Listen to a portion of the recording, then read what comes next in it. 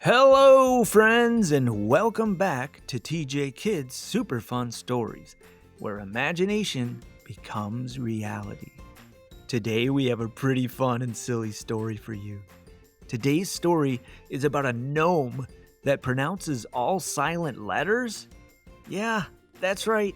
Ga-nomee the gnome is moving to a new garden village, and these garden gnomes have no idea what they're in for. Are you ready for it? All right, let's have some fun. So grab a comfy spot, get cozy, and join me for this adventure. Ga-nomee the gnome. In the peaceful garden village of Gnomesville, everything was just as it should be.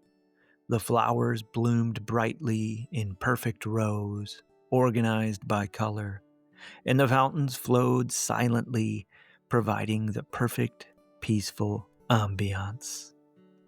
All was in order here, and the gnome spoke clearly and simply. That is, until one peculiar morning, when a new resident arrived, dragging a suitcase, wearing a top hat, and grinning ear to ear with eyes full of wonder. He was cheerful, friendly, and bursting with joy. "Greetings, fellow gnomes," he announced. "I'm Ga-nomee, newly migrated from the village of Knolington." The villagers all had puzzled looks on their faces. "Did he just call us gnomes?" one asked. "And did he just say Knolington?" whispered another. "Did you say your name is Ga-nomee?" one of the village gnomes asked. "How do you spell that?" "Why, yes," Ga-nomee answered. "Ga-nomee, G-N-O-M-E. That spells gnome," another gnome responded. "Not where I come from," responded Ga-nomee. "I'm quite sure I know my name." "Never mind that," said one of the gnome leaders. "Welcome to Gnomesville. I'm Leonard. We're happy to have you. How were your travels?"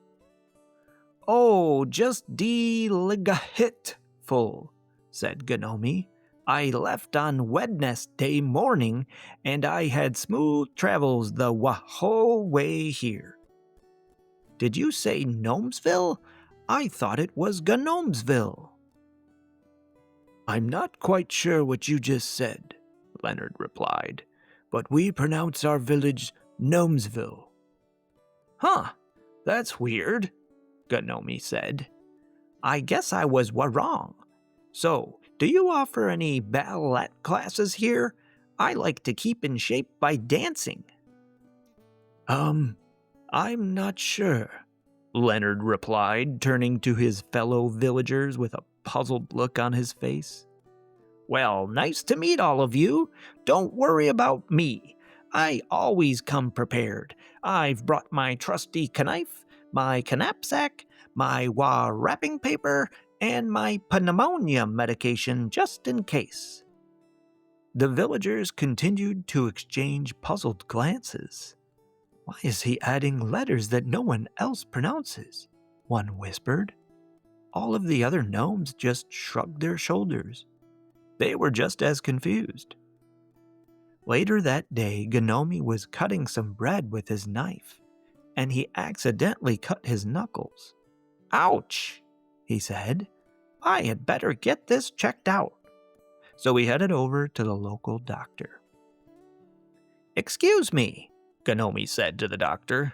"I cut my knuckles with my knife, and I was wondering if you have any bandages, ointment, or some scissors and gauze." The doctor froze.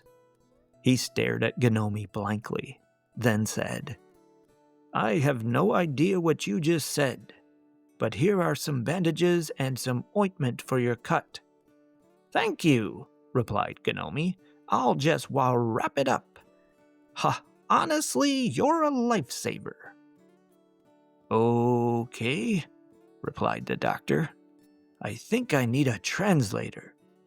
Then he mumbled under his breath, That is one strange fella. Later that day, as Ga-nomee was knitting a sweater, he heard a loud crash over by the tulip patch. "Help!" cried a villager. "A tree fell on our knight and castle statue." Ga-nomee rushed over. "Did someone say night? But the sun is still out." Then he saw the damaged knight statue. "Oh no," said Ga-nomee. "It looks like that tree fell on the K-nives statue and damaged the castle as well." "What?" said the villager. "I can know. I'll fetch my knapsack, knitting kit, and my knife," said Ga-nomee. "It's my honor to help."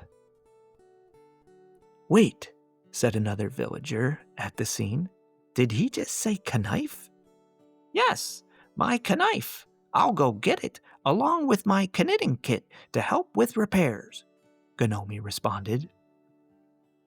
The villagers were all baffled. "You mean the pointy, sharp thing that can cut, right?" asked a villager. "We call that a knife." "That's weird," responded Ga-nomee. "You can know it starts with a K, right?" Yeah," responded another villager. "But it is a silent K. We don't pronounce it." "You guys have silent letters here?" Ga-nomee asked. "Like quiet letters? That sounds really confusing. We only use loud or medium volume letters where I come from." Then he ran off to get his knife, knapsack, and knitting kit. A few minutes later, Ga-nomee returned with his knapsack full of tools. "Let me just fix this statue right up," he said. "It's all about concentration and having strong thumbs and bending your wrist." And while the villagers had no idea what he was saying, they watched him go to work, fixing the knight and castle statue. Later that day, the village mayor wanted to speak with Ga-nomee about the incident, so Ga-nomee met with her and tried to explain what happened. "Hello, Ga-nomee," she said. "Can you tell me what happened and why you were so close to the statue that fell over and broke earlier today?" "Well," he began, "I was knitting a sweater near the tulip patch when I heard a loud knock. I knew something was wrong, so I went home to get some supplies. I arrived at the damaged statue and knelt on my knees beside the knight with my trusty knapsack.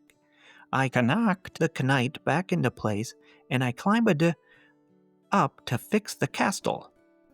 I thought I could knit it together, but I had to use glue instead."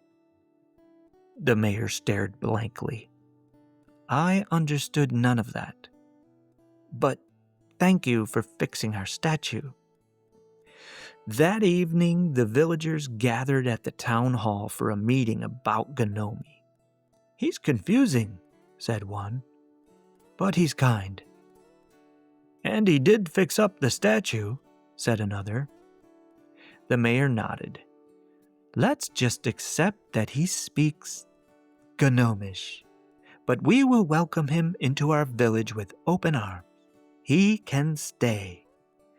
After the town hall meeting, the villagers all had an official welcoming party for their newest gnome village member, Ga-nomee. He felt so honored to have such a warm welcome. Ga-nomee beamed. "Thank you. I am honored to be here with all of you wonderful gnomes. I know I'm different, but I can honestly say your kindness makes me feel at home already. I'll wrap my heart in gratitude and send it with a gnome's hug." From that day on, Ga-nomee became the official garden translator for all things confusing. And while no one ever fully understood his language, they did appreciate his heart, his humor, and his unwavering commitment to pronouncing every silent letter. The end. And that's the end of our story, friends. Hoo-wee! That Ga-nomee's pretty silly, isn't he? And that would be pretty funny if someone always pronounced silent letters, wouldn't it? Honestly, that story was really fun to write, but a whole different thing to read. Because I'm not used to speaking that way. You should try it sometime. It's super awkward, but pretty funny. But hey, that leads me to a good moral I learned from this story. We all speak a little differently, right? But listening closely can turn confusion into connection. And when we try to understand each other despite our differences, it makes the world a brighter place. We can all find things in common with one another. I know there were many other morals in that story as well. But what did you learn? Something different, cool, or new, or funny? Maybe some suggestions for some funny new silent letters for another Ga-nomee story? Whatever. You can always share your thoughts by email or by using the cool little voicemail microphone on the website. With parent supervision, of course. I'd love to hear what you think. And who knows, we might just share your thoughts on another episode. Well, that's it for today. Thanks for tuning in. See you on the next one. Toodles!